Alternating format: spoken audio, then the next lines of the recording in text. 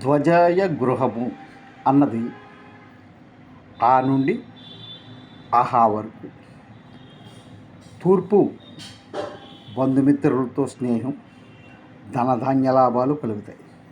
అదే ఆగ్నేయంలో అయితే సామాన్యమైన లాభాలు ఉంటాయి, దుర్గుణములు ఉండవు. అదే దక్షిణం అయితే కనుక భోగభాగ్యాలు, ధనకీర్తి సంప్రాప్తమవుతుంది. అదే నైరుతి భాగంలో ఉంటే దారిద్రత, రోగము, ఎల్లప్పుడూ వైద్య సహాయము.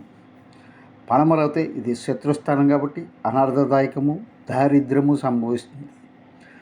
వాయువ్యంలో కలహాలు, రాజకార్య నష్టములు, హాని కలుగుతుంది. ఉత్తరం చాలా లాభదాయకంగా ఉంటుంది, కార్యసిద్ధి సంప్రాప్తం అవుతుంది. ఈశాన్యం రోగభయం, చాలా దారిద్రము కలుగుతాయి.